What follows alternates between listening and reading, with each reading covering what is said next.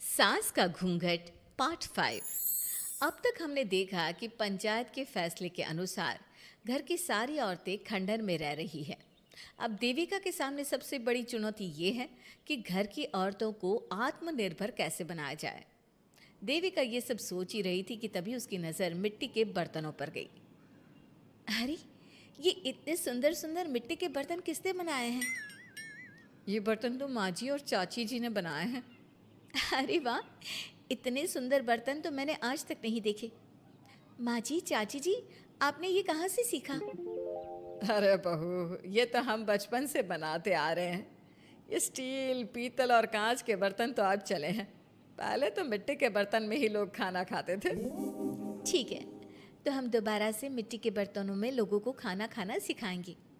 वीना दीदी और सुजाता भाभी, आप दोनों बताओ, आप दोनों को क्या क्या आता है? मुझे तो खाना अच्छा बनाना आता है। बस खाना बनाने के अलावा मैंने कभी कुछ किया ही नहीं। और वीना दीदी, आप बताओ, आपको क्या क्या आता है? पता नहीं, मैंने बचपन से यही सुना है कि लड़कियों को ये नहीं करना चाहिए, लड़कियों को वो नहीं करना चाहिए, इसलिए मैंने कभी कुछ किया ही नहीं। देविका, वीना को सिलाई, कढ़ाई और बुनाई बहुत अच्छी आती है। हाँ, आती तो है लेकिन बहुत अच्छी नहीं। बहुत अच्छी भी आ जाएगी। अब देविका और बाकी सभी औरतें गांव में सबके घर जाती हैं और गांव की सभी औरतों से मिलकर कहती हैं, भाभी जी, अगर आपको अपने या अपने घर वालों के लिए कपड़े सिलवाने हो तो आप मुझसे ही सिलवाना। बहन जी, मिट्टी का चूल्हा, बर्तन या मटका बनवाना हो तो मुझसे ही बनवाना। मैं और विमला दीदी आपके घर के सारे बर्तन बना देंगे। भाभी, आप कभी किसी काम में व्यस्त हो और खाना ना बना पाओ ना, तो आप मुझे बता देना, मैं आपके घर के लिए खाना बना दूंगी। वो क्या है ना, आप तो सारा दिन खेतों में काम करती हो और कभी कभी खाना भी नहीं बना पाती होंगी, इसलिए। इस तरह घर की औरतें जी जान से अपने अपने कामों में लग जाती है। धीरे धीरे उनका काम बढ़ जाता है और वो अपने खंडहर को ठीक करने में लग जाती हैं। वहीं दूसरी ओर घर के सारे आदमी घर का काम संभाल नहीं पा रहे थे। अरे भाई कल्याण, चाय तो पिला दे। जमाना हो गया अच्छी चाय पिए हुए। आप भी ना घर के दामाद से क्या क्या काम करवाते हैं। अभी लाता हूँ चाय। कल्याण, तुम दामाद नहीं बेटे हो, इसलिए इस घर के सुख दुख, घर के काम और बाहर के कामों में तुम्हारा सहयोग तो होना ही चाहिए ना। इतने में कल्याण चाय बनाकर ले आता है। जैसे ही सचिन चाय पीता है तो उसके मुंह से चाय निकल जाती है। जीजा जी, ये क्या बनाया है, इतनी कड़वी चाय? इससे अच्छा तो करेले का जूस होता है। देख सचिन भाई, मैं तो ऐसी ही चाय बनाता हूँ, पीनी है तो पी, नहीं पीनी है तो अपने आप बना ले। मैं खाना बनाने जा रहा हूँ और अकेला नहीं बना सकता, आप में से कोई मेरी मदद करो। सचिन मेरी चाय की बुराई कर रहे थे ना, तुम जाओ अब खाना बनाओ। सचिन और मोहन दोनों खाना बनाने में लग जाते हैं। मोहन भिंडी काटकर कढ़ाई में छोड़ देता है और उसमें पानी डाल देता है। आपने भिंडी में पानी क्यों डाला? शायद पानी नहीं डलता, पता नहीं, लेकिन माँ ने कभी भिंडी में पानी नहीं डाला था। लेकिन बिना पानी के भिंडी बनेगी कैसे, मतलब गलेगी कैसे? बिना पानी के बनाएंगे तो चिपक नहीं जाएगी कढ़ाई से? पता नहीं, चलो देखते हैं कैसे बनती है भिंडी। भैया, कितने दिन हो गए ना अच्छा खाना खाए हुए। खाना तो सुजाता बनाती है, इतना मज़ेदार खाना कोई और बना ही नहीं पाता। सचिन और मोहन खाना तैयार करके ले आए। सभी आदमी खाना खाने लगे। खाना बना तो बहुत बुरा था, लेकिन किसी ने बिना कुछ कहे खाना खा लिया। तभी जोगिंदर ने कहा, घर की हालत कितनी बुरी हो रही है, जगह जगह जाले लगे हैं। 2 दिन से तो किसी ने झाड़ू भी नहीं लगाई घर की। हाँ, और घर में गंदे कपड़ों के ढेर लगे हैं। मेरे पास तो ये आखिरी कुर्ता ही बचा है पहनने के लिए। कल्याण, मोहन, तुम किसी नौकर को रख लो ना। हमने एक दो लोगों से बात की थी नौकर के लिए, लेकिन कोई घर में काम करने के लिए तैयार ही नहीं है। गांव के सभी लोग खेतों में ही मजदूरी कर रहे हैं। घर के सभी आदमी घर के काम में लगे रहते हैं, तो वो अपने खेतों पर भी ध्यान नहीं दे पाते और उन्हें हर महीने आर्थिक रूप से नुकसान उठाना पड़ता है। धीरे धीरे उनके घर की हालत खराब होने लगती है। एक दिन कल्याण सबसे कहता है, घर को तो औरत ही संभाल सकती है, हमारे बस का नहीं है घर संभालना। हमें किसी तरह से उस सब को वापस इस घर में लाना ही होगा। अरे कल्याण बेटा, पंचायत का फैसला था कि औरतें हमसे माफ़ी मांगे, लेकिन उन्होंने माफ़ी नहीं मांगी। अब हम उन्हें बुलाने गए तो उल्टा हमें ही अपनी अपनी पत्नियों से माफ़ी मांगनी पड़ेगी। हमें कोई ऐसा रास्ता निकालना होगा कि वो मजबूर हो जाए हमारे पास आने के लिए। बापू, उन सभी ने अपने अपने काम शुरू कर दिए हैं, क्यों ना हम सबके काम में नुकसान कर दे, इससे वो मजबूर हो जाएंगे हमारे पास आने के लिए। भैया, ये कैसी बात कर रहे हो? इससे वो मजबूर नहीं होंगी बल्कि और भी ज़्यादा गुस्सा हो जाएंगी। मैं तो बोल रहा हूँ शराफत से जाकर माफ़ी मांग लेते हैं। मुझे यकीन है कोई माफ़ करे ना करे, माँ तो ज़रूर हमें माफ़ कर देंगी। नहीं सचिन, अगर हमने माफ़ी मांगी तो ये सारी औरतें हमारे सर पर चढ़कर नाचेंगी। हमें इनके सामने छोटा नहीं होना है। मोहन, कल्याण, तुम दोनों आज से ही काम शुरू कर दो। बस फिर क्या था, घर के सभी आदमी लग गए काम पर। मोहन और कल्याण रात को खंडहर में पहुंचे और उन्होंने सारे मिट्टी के बर्तन तोड़ दिए। उसके बाद वीना ने जो कपड़े तैयार करके रखे थे वो सारे कपड़े उन्होंने फाड़ दिए। सुबह जब घर की औरतों ने ये सब देखा तो परेशान हो गई। अरे, ये सारे बर्तन किसने तोड़ दिए? माँ, किसी ने मेरे सिले हुए कपड़े ही फाड़ दिए। ये हरकत कौन कर सकता है? और कौन करेगा भाभी, ये सब उन आदमियों की हरकत है। जब किसी तरह से हमें झुका नहीं पाए तो हमारे काम बिगाड़कर हमें परेशान कर रहे हैं। सभी औरतें दुगनी तेजी से काम में लग गई। उन्होंने दिन रात मेहनत की और उस खंडहर को महल की तरह बना दिया। उनके काम की तारीफ सुनकर दूर दूर के गांव से लोग आने लगे और उनसे अपना काम करवाने लगे। एक दिन सभी औरतें बैठकर खाना खा रही थी, तभी विमला ने देविका से कहा, देविका, हम कभी सोच भी नहीं सकते थे कि हम अपनी मेहनत से अपने लिए इतना बड़ा और इतना अच्छा घर बना लेंगे। देविका बहू, आज हमें इस बात का एहसास हो रहा है कि हम तो सिर्फ सांस ले रहे थे, जीना तो हमें तुमने सिखाया है। मुझे तो अब भी यकीन नहीं हो रहा कि मेरे पति की पहचान के अलावा भी मेरी कोई पहचान है। गांव के सब लोग मुझे सिर्फ मोहन की पत्नी के रूप में जानते थे, लेकिन अब सारा गांव मुझे जानता है। देविका, मैं कुछ ही दिन में इस गांव में एक अच्छा सा होटल खोल लूँगी। और मैं एक बुटीक खोलूँगी। मैं यहाँ गांव की लड़कियों के लिए एक स्कूल खोलना चाहती हूँ, यही मेरा सपना है। सभी औरतें खाना खाकर सो जाती है। रात बहुत ज़्यादा हो गई है, लेकिन देविका को नींद नहीं आ रही थी। तभी उसे किसी के कदमों की आवाज़ सुनाई दी। पहले तो देविका थोड़ी डर गई, लेकिन उसने हिम्मत करके उठकर देखा तो उसके सामने सचिन खड़ा था। सचिन, तुम यहाँ क्या कर रहे हो? कहीं तुम मेरा कोई नुकसान तो करने नहीं आए? मेरे पास तो किताबों के अलावा कुछ नहीं है, फाड़ना चाहो तो फाड़ सकते हो। देविका, मैं तुम्हारा कोई नुकसान करने नहीं आया हूँ, बस तुमसे माफ़ी मांगने आया हूँ। क्या?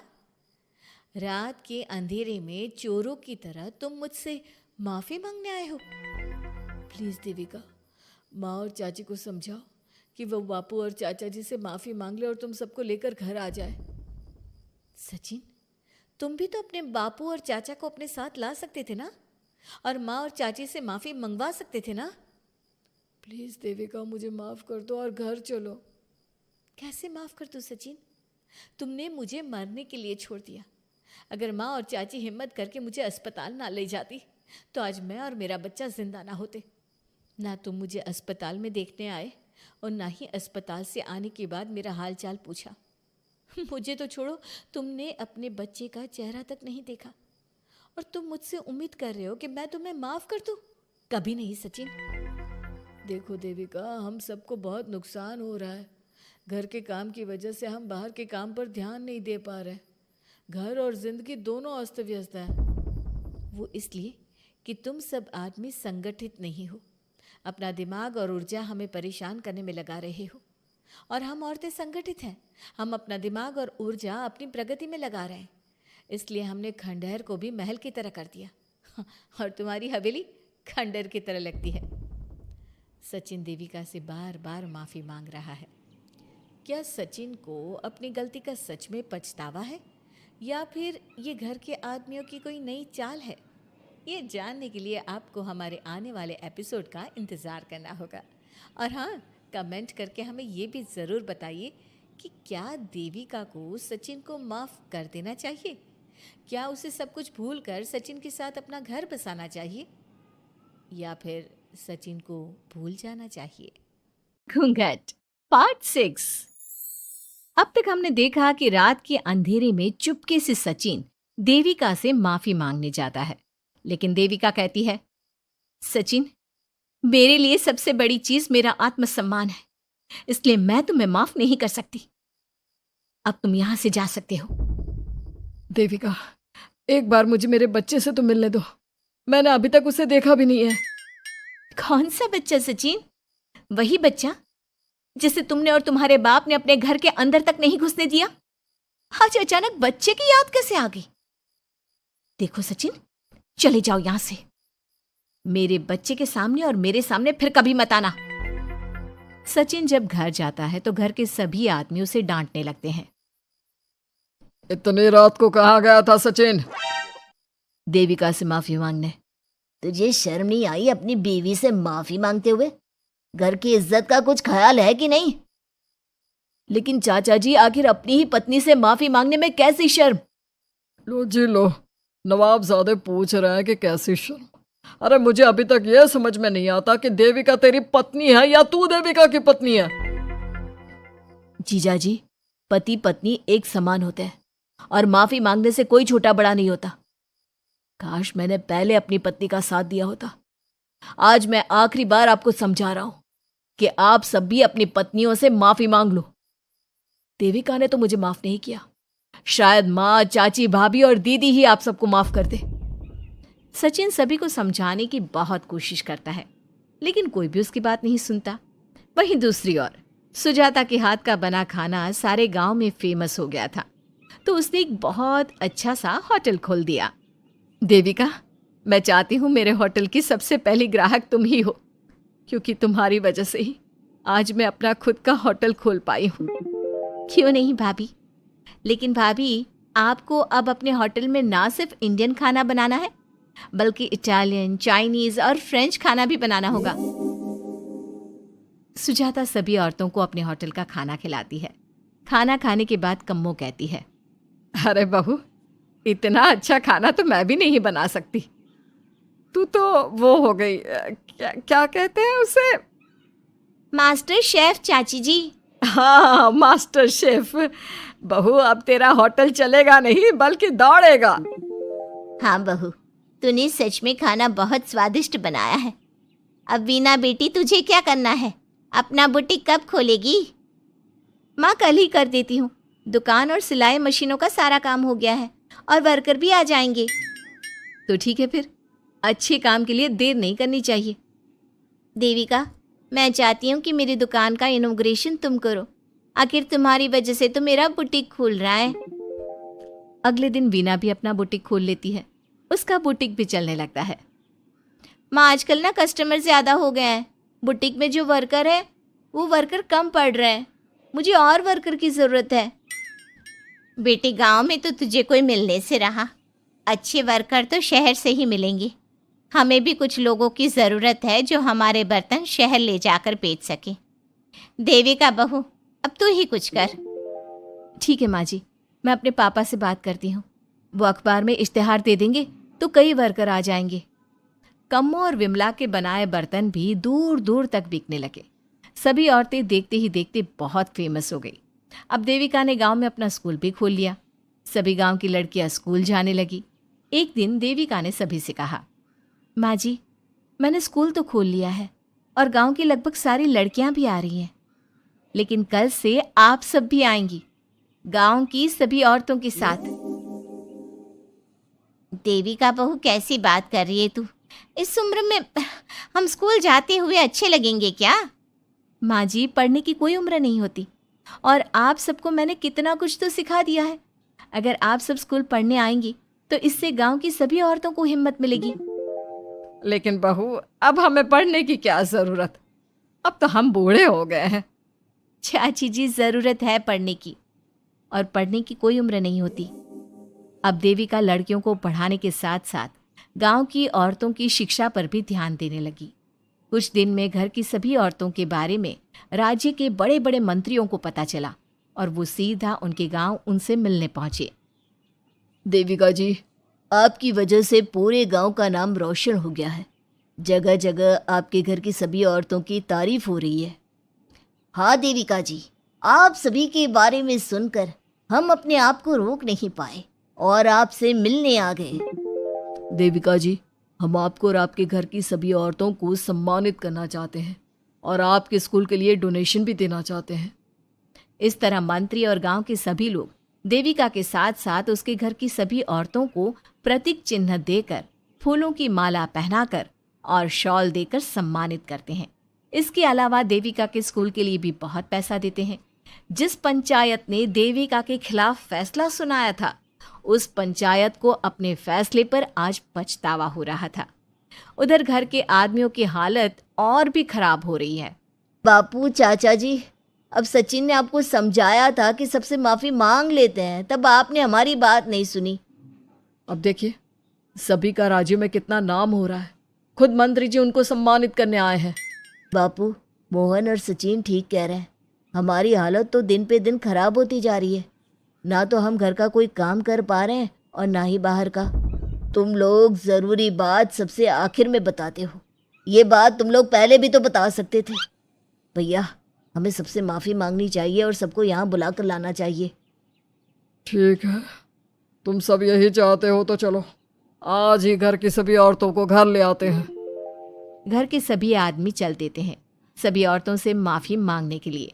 जैसे ही वो औरतों के पास पहुंचते हैं, सभी हैरान हो जाती हैं। कम्मो, ये सब यहाँ क्यों आए हैं? पता नहीं, लगता है आज फिर झगड़ा करने आए हैं हमसे। अगर आज कल्याण ने मुझे कुछ बोला तो इसे छोड़ूंगी नहीं मैं भी नहीं छोड़ूंगी मोहन जी को। ना इनका भरता बनाया तो मेरा नाम भी सुजाता नहीं। शांत रहो आप सब, देखने तो दो क्या कहते हैं। सभी आदमी अपनी अपनी पत्नियों से माफ़ी मांगते हुए कहते हैं, कम्मो, मुझे माफ़ कर दो, मैं तुम्हें घर ले जाने आया हूँ। तुम्हारे बिना घर बहुत सुना लगता है विमला, घर चलो। सुजाता, मैंने जो भी तुम्हारे साथ किया उसके लिए मैं बहुत शर्मिंदा हूँ। मुझे तुम्हारी और तुम्हारे हाथ के बने खाने की बहुत याद आती है। तुम मेरे साथ घर चलोगी ना? वीना, वो घर मेरा नहीं तुम्हारा है और मैं नहीं चाहता कि तुम मेरी वजह से अपना घर छोड़ दो। इसलिए अपने घर चलो और हम सबको माफ़ कर दो। अपने पतियों की इस तरह माफ़ी मांगने से सभी औरतें अपने पतियों को माफ़ करके उनके साथ जाने को तैयार हो जाती हैं। लेकिन देविका घर आने से मना कर देती है। सभी औरतें उसे समझाती है। देविका बहू, अब घर जाने में क्या दिक्कत है? मांग तो ली सबने माफ़ी। देख तो सचिन भी कितना शर्मिंदा है। हाँ बहू, हमारी लड़ाई तो यही थी कि ये हमसे माफ़ी मांगकर इज्जत के साथ घर ले जाए। अब घर चलने से तेरी शादी बच सकती है। चाची जी, मैं पहले भी बता चुकी हूँ, अब दोबारा से फिर कह रही हूँ, मेरे लिए शादी से बड़ा है आत्मसम्मान। आप लोगों की शादी आपकी मर्जी से नहीं हुई है, लेकिन मेरी शादी मेरी मर्जी से हुई है। इसलिए शायद आप लोगों को फ़र्क नहीं पड़ता कि आपके पति ने आपके साथ क्या किया, पर मुझे इस बात से बहुत फ़र्क पड़ता है कि मेरे पति ने मुझे अपने बराबर नहीं समझा और इसलिए मैं उसे माफ़ नहीं कर सकती। देविका, मैं अपने बर्ताव के लिए बहुत शर्मिंदा हूँ। तो जिंदगी भर शर्मिंदा रहना। और हाँ, आप सब इनके साथ जाना चाहती हैं तो जाइए, लेकिन मेरी एक बात हमेशा याद रखिएगा, शादी सिर्फ एक रस्म होती है। इस रस्म में पति और पत्नी बराबर के हिस्सेदार होते हैं, ना कोई छोटा होता है और ना कोई बड़ा। इसलिए यदि आपका पति आपको सम्मान दे तो बदले में उसे सम्मान दो, नहीं तो वो जैसा करे आप भी वैसा ही करो। देविका सचिन के साथ नहीं जाती है और अपने बेटे के साथ वहीं रहने का फैसला करती है। अब वो न सिर्फ अपने गांव बल्कि हर जगह जाकर महिला शिक्षा और उनके अधिकारों का प्रचार करती है। हमारे प्यारे दर्शकों, हमें कमेंट करके ज़रूर बताएं कि देविका का ये फैसला आपको कैसा लगा और हमारी कहानी सास का घूंघट आपको कैसी लगी। इसी तरह की मज़ेदार कहानी सुनने के लिए हमारे चैनल को सब्सक्राइब ज़रूर करें।